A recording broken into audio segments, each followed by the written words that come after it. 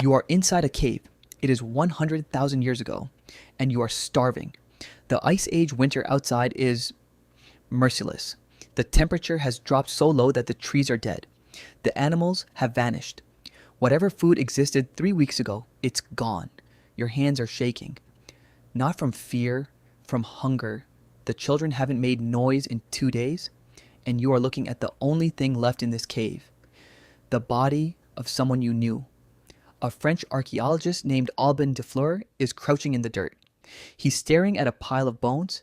They're mixed together, deer bones and something else. He picks one up, turns it over in his hands, and then he stops. There are cut marks on this bone, made by a flintstone tool, deliberate, systematic, precise.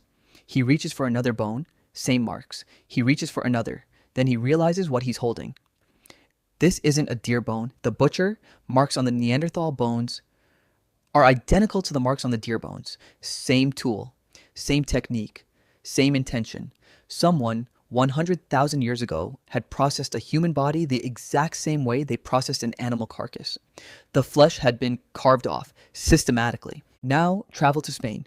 A different cave, a different time, but the same darkness. In 1994, workers accidentally broke through a thin wall of rock in a Spanish cave called El Cedron. What fell out of that wall had been sealed inside for 49,000 years. Bones, hundreds of them. Over the next decade, scientists pieced together who these people were.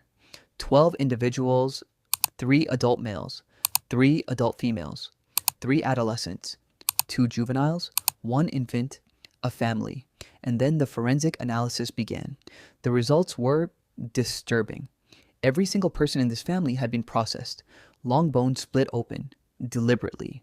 Not by accident, not by the collapse of the cave, by heavy stones used as hammers. Why crack open a long bone? One reason, bone marrow. Bone marrow is extraordinarily rich in fat and calories. In a winter where every calorie means the difference between life and death, that marrow was everything. And these 12 people's skulls had also been opened.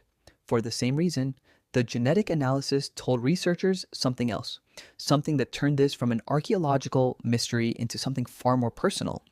These 12 people were related. The males all shared the same maternal lineage.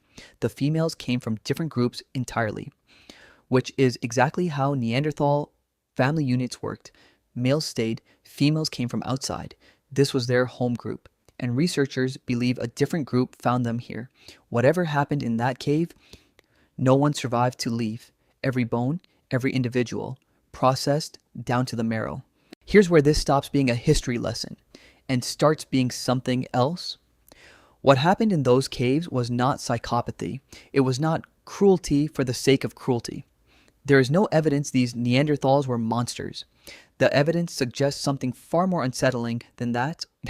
They were making a rational decision when your entire family is 3 days from death, when the ice outside has killed every animal within reach, when the choice is extinction or survival. The calculation becomes brutally simple.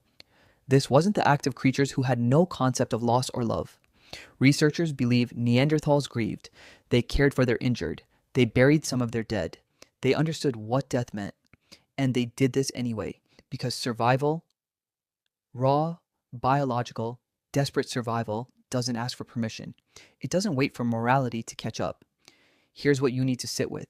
You carry Neanderthal DNA.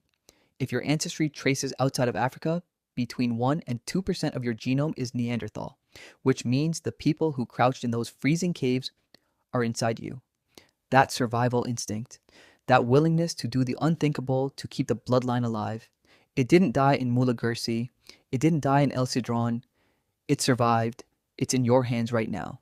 So here's the question I want to leave you with. We like to believe that civilization made us something different, that we evolved past that darkness, that we are not those creatures in the cave. But when the ice age comes back, and it always comes back, how different would the calculation really be?